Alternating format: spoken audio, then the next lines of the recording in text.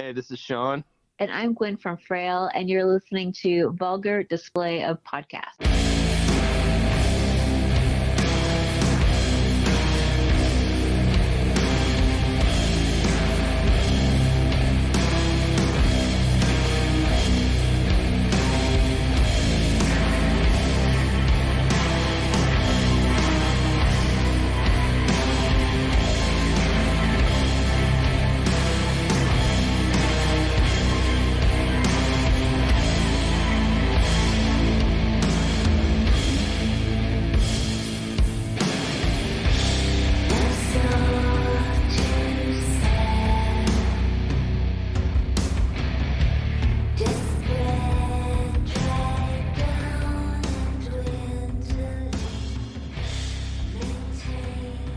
Welcome to Vulgar Display of Podcast. We have Frayle on the line, and we have Gwen and Sean. How are you doing this Saturday morning? Great. Gwen is currently covered in cats. Yeah. Cats. Awesome. Solid start to the morning. Yeah. I'll just jump in with the juicy stuff. Yeah. What is this rumbling that we've been hearing about venues taking 30% of merch sales?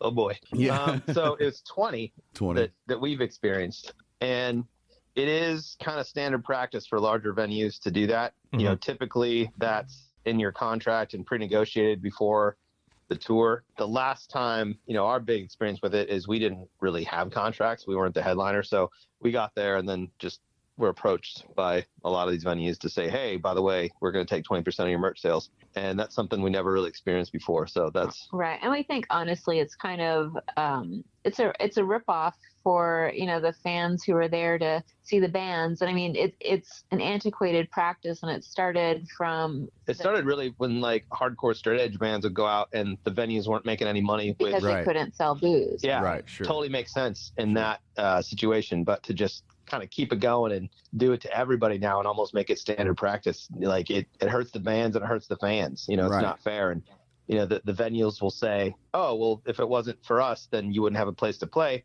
And then might come back to that as well. If you didn't have bands here, no one's going to come and buy your $10 beer. Right. Your $10 beers, your ticket sales, your $18 waters. I mean, all that adds up. We are there for you guys and the music and the bands. I want you to have my money. Like, prime example, we was recently at the Rob Zombie Mudvayne show.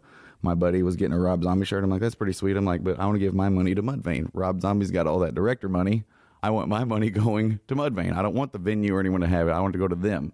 Yeah, it's tricky, so it's just something that we noticed on the last tour, and something we wanted to talk about. And I saw that article, that we posted on our social, and that came from a magazine that I think was talking about what's happening over in, I think, UK. Mm-hmm. It was, the bands were getting together and signing petitions and things like that. And so I just thought it was worth sharing, and it just, transparency is always a good thing. So I just wanted to put it out there, especially when there's, music fans, money involved in a time when, ticket sales and right. making money as a band is harder than ever. So why Absolutely. not, and then put it out there. All the bands that have just came off of, being off for all these years of COVID, these couple years or whatever, not being able to tour and not having that, access to selling the merch and touring. So.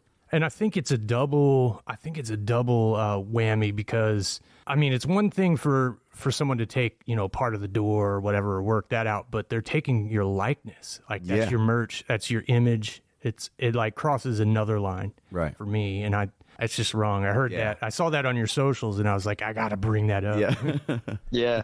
It's almost standard practice now. Not every venue does it. And there are some venues like, Machine Shop in Flint, Michigan, for example. Kevin, the owner, is like, I will never fucking do that to a band. He's very adamant about not doing that to any band ever, and which is great. And there are other venues out there like that. A lot of the smaller venues, like on, smaller club circuits, don't even get into that. But once you start getting, the opportunity to play bigger stages, then you have bigger headaches, I guess. More money, more problems. Oh, absolutely. Yeah. So since I glossed right over it, I have with me Dale Stotler, the Dale Stotler. And we have Sean and Gwen from Frayle. Yes. We've been so excited to have you guys on. We've been listening to your music all week. Yes. And, to me, when I hear it, I think, I think, well, of course, I love the female voice over the doom. It's like this hypnotizes me and I just love it. My kid loves it. I was the one that posted on the social media, my autistic son singing along with your music. Yeah. Oh yeah, that was awesome. Yeah. Awesome. That was amazing. Yeah. Yeah. Such a cool moment. Yeah. Yeah, so he's hooked and I'm hooked. Yeah. And so We all we're are. super excited to have you on. Oh, thank you. That's a big honor. We just were doing an interview yesterday where they were asking, the question was something about bands outside of your genre that you're fans of. And, one of the things that I've always been impressed by is when bands can relate to different age groups in the same family. So like grandma, mom, and daughter all at the same show, like all getting different things out of the music. So, for you to say that you and your son are getting into it, I mean, that's a pretty huge compliment for us. So thank you. And I think the reason why it works for, and I'm kind of going off on a tangent, but he has an autism diagnosis. And like what I love about doom music is it hypnotizes me in a way. It's like a sensory kind of thing. And I think that's why he loves it. So anyway, just thanks for existing. That's all. Yeah, that's what we're saying. Yes.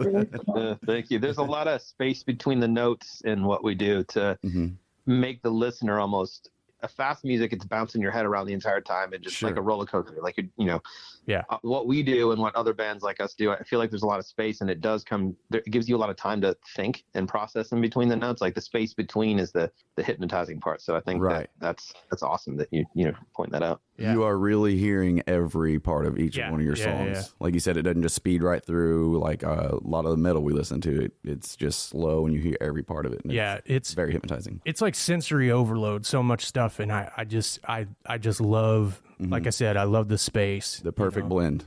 So I wanted to ask you, does writing music ever feel like a job? Do you ever struggle with motivation, or are you just driven to write? That's a great question, Gwen. Gwen, you're up. So what I'll say is that it's easy for me to write a melody. Like, generally how we write music is, we both have a library of, hundreds of song sketches and, so then we get together and we kind of, because we do everything separately, we'll get together and we'll figure out which ones we want to flesh out.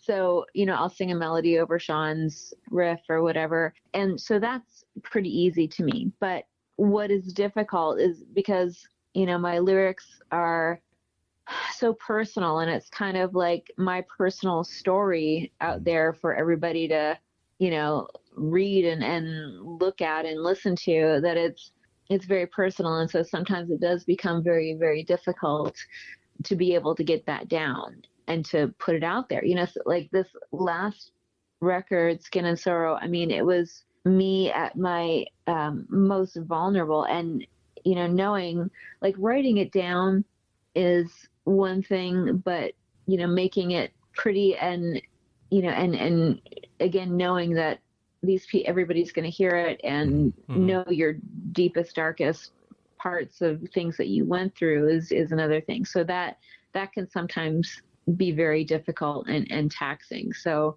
I think Sean is very prolific, and he doesn't have a hard time, writing a bunch of stuff. But yeah, that's where it's difficult for me.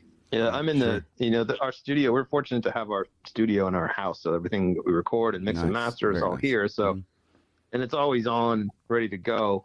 And so it's easy for me to just go sit up there, and if I'm playing guitar, I can just press record, and then sometimes that stuff ends up on a record. But for Gwen, like I'll come down and be like, okay, you gonna go sing? You're gonna go, I have to push her a little bit, and then that's not always easy when it's also your partner in life. So you don't want to, push them too hard. And so for me, I'm sitting up there and stuff's just coming out. And for Gwen, the stuff just comes out, but it comes out on her phone. And so it's almost like she has to take an extra step to go put it into the computer. So I think that sometimes is what could feel like work, I guess, because my stuff's just coming out. So our computer's already on. Right. For her, it's like, oh, I'm in the bath, or I'm walking, or I'm sewing, or I'm doing this when, ideas are coming out. So she has to go take another step. It's not like I'm at Target and I have a riff and I riff it into my phone. It's like I'm already in the studio, Right. Hey, Gwen, do you ever use that against him? Like, if you want me to write, you better take the trash out.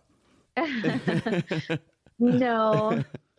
No. Have you ever done that? No, but now you're putting ideas in. Yeah. Hey, I got your back. I got your back. I used to play in a band with my wife, and it's like it was the same thing, and it felt like, for us at least, it almost sucked the joy out of the making music together, because I would have to, like, okay, it's almost force. Yeah. We gotta, I want to have this done by X time. Like, do deadlines ever, are they ever a problem? Like, do they ever kind of suck the joy out of making music? I don't think so. Like Gwen said, we do everything separate. We learned really quick that we can't sit in the studio and try to jam together because we're both like kind of alphas, I guess, in our own way, and that shit just does not work for us. So At least we you got to figured get it out, out of each other's though. way. Yeah, like you have your dance routine now, like you know how it goes. Yeah, because it was just like, it was at first kind of like, fuck, I don't know if this is gonna work, but now we get out of each other's way, and it's pretty fun.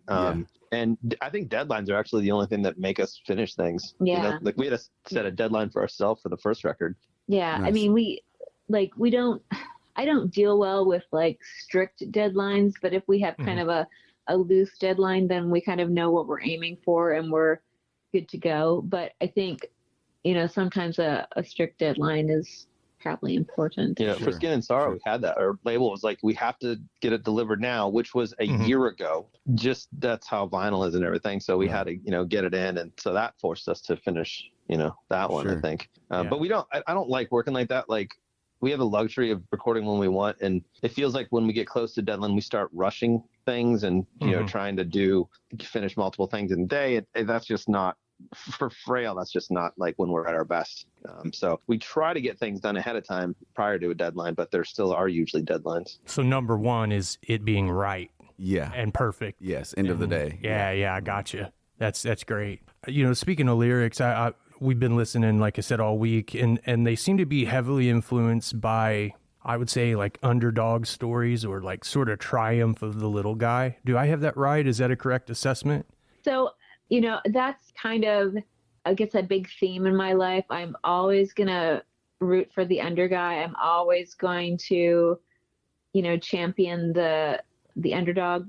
So that's a big thing. Also, it's a lot of, I think it's just exercising my demons, so if I'm like this song, this record had a lot of, sorrow on it, and tragedy. So that was kind of coming out more. I think 1692 was very definitely, more towards about people who have been, marginalized in some way or kind of pushed to the outside. That was, me trying to champion them and give everybody a sanctuary, a place where they can go and feel safe inside the music.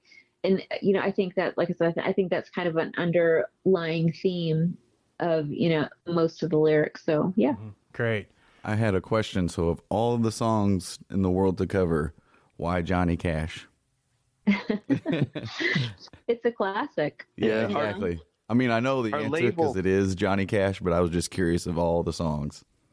So when we did that, our label was doing this thing where they were picking each band on the label, and I think it was like every month or every couple of months they were having each one do a cover from the 70s, I think. So they told that to us, and we didn't listen and just we just looked at old songs. Yeah. And you're like Johnny Cash, Ring of Fire. But we were listening to songs, and we're probably going to talk about bands here that aren't cool, but I always think about covers that really help bands in their career, right? Like Orgy and Blue Monday, or Marilyn Manson and that Eurythmics song, which I'm blanking on right now. But so we try to think of like, what's a song like that we can do is not in the 80s, because that was the assignment, although there's lots of songs in the 80s we'd love to cover. So we did the 70s, but we were just like, screw it, we'll go back earlier. And we just started listening to that song, and we took it apart and replaced those mariachi trumpets with like spooky guitar bends and reverb. So it kind of started as a thought process, and then I think we had a couple that we tried, and that's just the one that started working for us, because stuck. A lot of times what happens is we can't, like, a lot of songs we like have major scale parts in them, and I'll do the music, and Gwen I'll spend all day with the music, and she'll come up to me, she's like, nope, too happy, and just leave, and I'm crushed. Then I'm crushed. Nope, too happy. Yeah, she's a dream killer with the riffs. That's great. But she's usually right too. Like if if she hears something I don't, because playing music can kind of get lost in it and lose perspective. So she'll come up sometimes and, be like, nope. And then usually she's right. Not all the time. that's for the record, not all the time. Right. Sure. But yeah, so that one, I think, started gaining some momentum. And then when she figured out her vocal melody, we were just like, fuck yeah. Yeah. Yeah. It was perfect. It's so perfect. Speaking of new music, this new album, Skin and Sorrow, it's due out September 23rd. Tell us about this record. How long did it take to make? Because I had read that there were some production issues and that it was delayed for a while. Yeah, so we delivered it a year ago. I think it was like August, over a year ago, July, August of last year. And then it was supposed to come out July of this year, but because of vinyl, we had to push it back till September. But to make it, so that's just the actual producing of the record. For us to record it, I feel it was another year. It was probably about a year. Yeah. Wow. There's kind of a famous thing with Willie Nelson. I love Willie Nelson. He famously said that he got his greatest song ideas, that every hit song that he had ever written was while he was driving. He got the idea while he was driving. Yeah. And it's something, there's some kind of science behind it where, something a part of your brain shuts down and it allows your creativity to come forward. Open up, yeah. Yeah, something like that. Where do you get your best ideas? So that totally makes sense for Willie Nelson because he sings and plays guitar, right? So he's doing music and lyrics and vocals in his head at the same time. Mm-hmm. Since I'm not writing the lyrics, and that's totally Gwen's category, and also vocal melodies is not my job. So I can't like conceptualize a whole song at the same time. So for me, writing riffs is, I've been playing guitar for forever. Like, so I try to look outside of the genres that we're usually labeled as, so like I look at like Billie Eilish arrangements, or I look at like my daughter got me like into this band 21 Pilots, and just things that don't make sense for our genre, but I can really respect the production or the way that they treat a verse, which is something we focus on a lot. Like, choruses always get all the attention, but verses for us are also equally important. So I get inspired almost by like a vibe that I want to make riffs that have this net result. You know what I mean? And then I'll go and goof around, or I get inspired by like bands that are in what drop tune, like below us, like we're in drop B, maybe they're playing drop A, G, something like that. And how they're able to create space with a simple riff, and then they put stuff on top of it. So I look at it more like the ingredients pulled apart that went into something in a vibe, and I think that's what inspires me, and which is completely probably different than the subject matter part of it where Gwen comes in, I had heard, or I had read somewhere that you like to use combo amps on your record. Sometimes like the combo amp recordings end up on your records. Yeah. So Eric, our previous bass player, had a Fender Twin, which is a small combo. Yeah. It's probably a normal size combo amp, but when you're used to playing 412 full stacks at 200 watts, like anything under that is small. Like if it's not taller than you, it's small.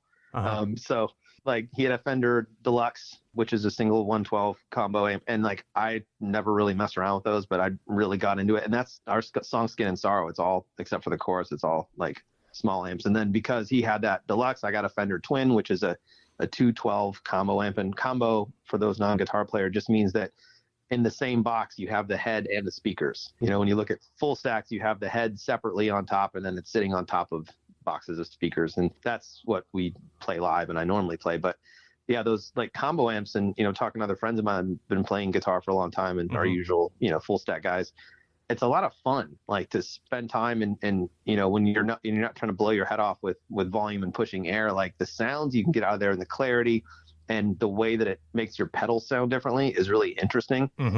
So when you have access to them and you have you're fortunate enough to be able to play a full stack and a combo amp, it's really fun to blend those two together, and let them do what they're supposed to do. Like I don't try to make my big amps sound small, and I don't try to make the combo amp sound big. I let them, big ones sound big and the small ones sound small, and then putting those together, I think is pretty interesting to me, and something we're definitely looking at exploring further as we are starting to now work on our next record. Question's actually more for Gwen. Do you like putting the meanings of the lyrics out there, or do you prefer to keep them sort of semi-vague and let people, the listener, derive their own meaning?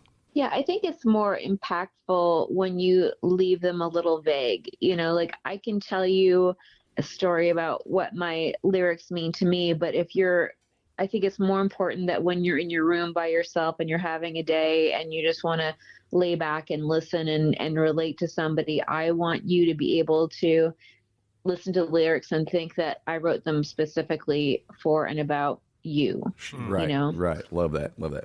And it does come across that way. Right. It really Absolutely. does. So when we do these interviews, I always like to ask, so what are you guys listening to right now? What am I listening to? Well, I've been working on my hours to become a Reiki master. So I've been doing a lot of Wow. Oh, okay. I've been doing a lot of meditating, and so I've been listening to a lot of ambient stuff just while I meditate. So that's the what's on my playlist lately. Yeah. There's this band Ether Coven that I'm into that just came out with a new record, and there's a couple songs on there that I'm super into. That I think they're usually screaming, but there's a couple songs where the guy's singing. I'm into his voice, and then they're one of those bands that tunes low, but there's a lot of space still, and so I'm into that.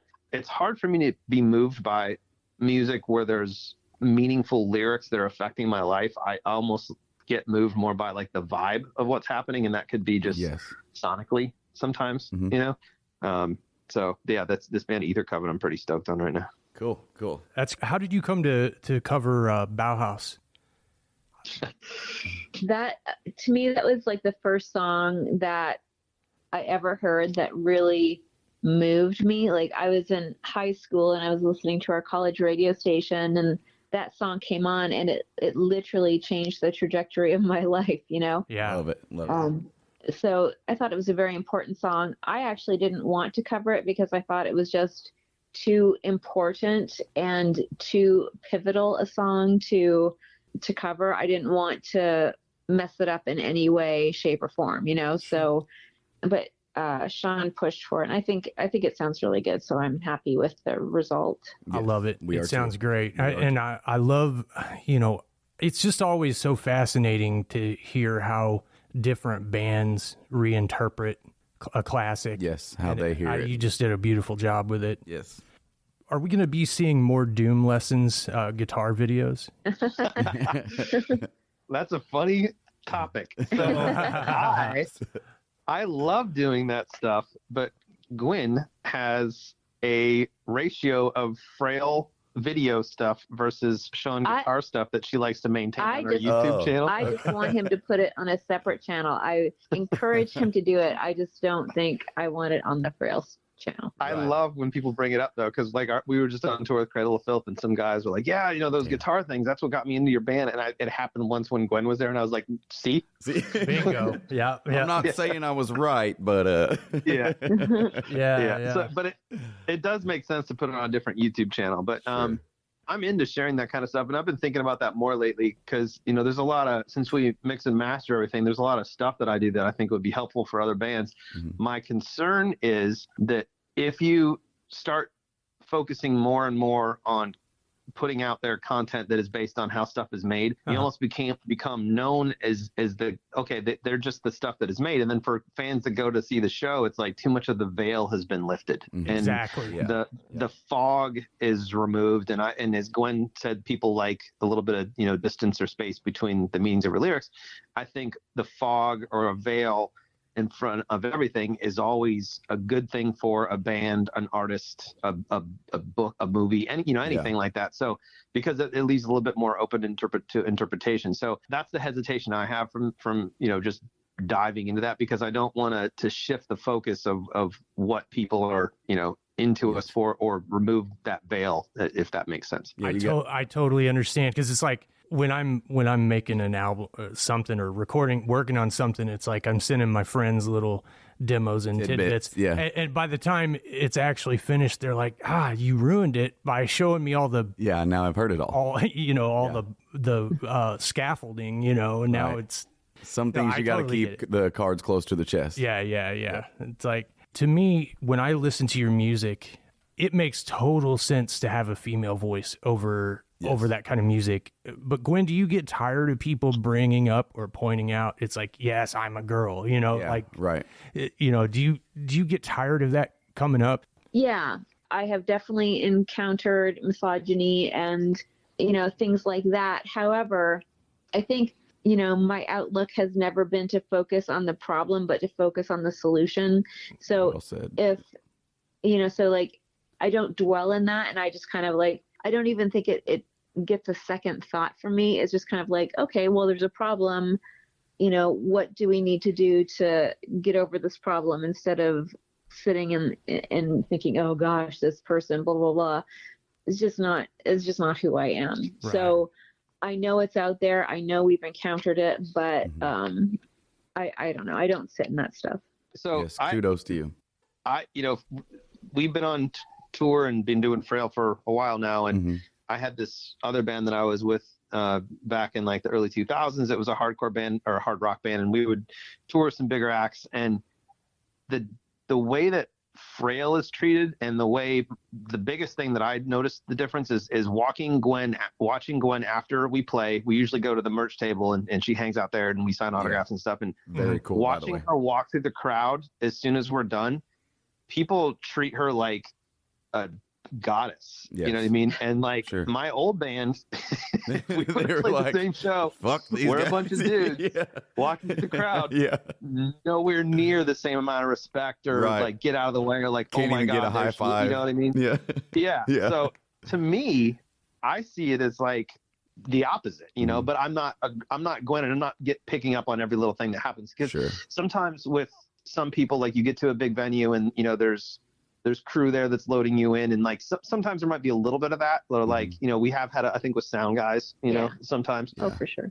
But I see more of the opposite side of it. You know what I mean? I see more of like a holy shit, worship the ground. Like, that's that she her. walks on. That's her right there. Yeah. Yeah. Because no one's fucking saying that's him when you're a dude band, unless you're, unless you're Guns N' Roses. Yeah. No shit. Yes. Yeah. For sure. That's great. I'm glad to hear that it's not, a huge issue, because it shouldn't be. And I just, it should be like, as it is, that you is say a it's human going, making music. Like, yes. End of the day. Yeah. So you have an album coming out September 23rd. It is called Skin and Sorrow, and it's on Aqualam Records. Yep. And Lay Bear Recordings in Europe. Okay. Lay Bear Recordings in Europe. And we're so excited. And, absolutely. We're going to be pushing this record and encouraging people to go out and get it. And now that it's done and it's released to the public, how does it feel? Is it like dropping your child off at kindergarten, or their first day of school? I mean, how does that feel to work so hard on this thing, this work of art, and then now it's everyone else's? So I think most of the time when you're releasing stuff, when you're in it, when you're working on it, every song is the best song you've ever heard. And you're like, oh my God, this is going to blows my mind. Change the world. Right. And then when you're done with it, you've listened to each song so many bloody times in the car, on different speakers, on headphones, like you're sick of it and you don't want to hear it. Yeah. Now, the difference is, it's been more than a year. And so now we're excited about it, again. So we really want to just get the bloody thing out there. And so, yeah, I mean, we just want to release it on the world. Yeah. Yes, and we're ready. Like Gwen said, we have some space now because the songs are over a year old for us. So, and I don't know if we've ever even listened to the whole record consecutively, because like we have it all on Dropbox files. So you always have to hit next or go find the, whatever. So we don't have a playlist where it just goes next. But the response to the singles has been really good. And, we always try to put a lot of work into our videos to help grow it. Cause if, during COVID, you can't tour, right? We can't control that part of it, but what we can control is, content that we put out. And so we spend a lot of time and invested in it. We have just as much video equipment as we do fucking recording equipment, which is fun, but super expensive. Oh, sure. So the response to those things have been really good. And, we've been growing and, recently got picked up by the Oracle management, which is awesome. And I think that's as a result of the new music that we're putting out. So it seems like we're heading in the right direction and we're excited, but we, like Gwen said, we just want the whole record to get out there so people can hear everything that we're up to. Cause we have grown a lot from the last record and we're eager for people to hear, what we've done and feel that kind of reaction. And then also we're already in the middle of writing the next one. We'd love to put out a record a year, but because of COVID and vinyl, I don't know if that's gonna be possible. Yeah. So we've already got some new stuff in the works, right? Yeah. Is that our Oh scoop? man, there's like 80 sketches, and then we put them in a folder that we call selects, which I think right now there's 30 in that folder, which Gwen goes and does vocal melodies on. Yeah. And so we're already moved and shaken on the next one. Beautiful. We're pumped to hear it all. Yes. Well, Scott and Gwen, I am so glad that we got to talk to you today. Is there any socials that you guys want to share? Any socials, anything you want to put out there for our listeners? Yeah, our main, probably Dinosaur, but our main social platform is still Instagram. So it's Frayle_band or @Frayle_band on Instagram. And then our LinkedIn or the bio and our link in bio, whatever that's called, that's really good. So it has all our videos, our press kit, things like that. And then we have a record release show in Cleveland on September 23rd, the 24th, the day after the record comes out. And then we go to Europe for 3 weeks to play Damnation Festival and some club dates and another Glumar Festival in Germany. So we have a lot of stuff coming up. Yes. And then we're told that we're going to be busy this spring and summer, but we don't know. We don't know what that is yet. And Sean, I have to pause and apologize to you, sir. I have been calling you Scott the entire freaking time. And that's okay. Gwen was just laughing at me every time you did it. Yeah, it's one of my best friends is a Scott, and it rolls right off the tongue. And I am so sorry. Yeah, that happens all the time. Yeah. Not really, but not really. Fine. Not really. Well, thanks for making me feel a little better. Right. Yeah, it's fine, dude. No worries. Thank you guys. I'm here. This will make you feel better. I'm so terrible with names that I'll know someone for years and I won't know their name. So what I do is I use Gwen as like a shield, and I'll be like, "Oh, hey, this is Gwen," and then I hope they say their name. You're right. And then then I can remember it again. So like, remember me, it's Scott. Yeah, names just get in the way of stuff. So no big deal. Yeah. Man, you just went right along with Scott. You were just like, okay. Yeah, that's fine. All right. Hey, you folks, Gwen, Yes. Sean, I appreciate your time this morning. You so much. I know you're super busy, and it's Saturday morning. It's the weekend. Thanks so much for spending some time with us. We appreciate look your time. forward to that new record. Yes. And man, keep in touch. And I hope if you folks come through this area near St. Louis, you know that you've got friends here. You got a place to hang. I hope you stop by the barn and come see us. Yep. Great. Yeah, thank you guys so much for having us, and thanks for doing what you do. Yes, absolutely. Enjoy your weekend. Take care. Yeah, enjoy your weekend. Right. Thanks so much. It's an honor. Thanks. Bye-bye. Bye.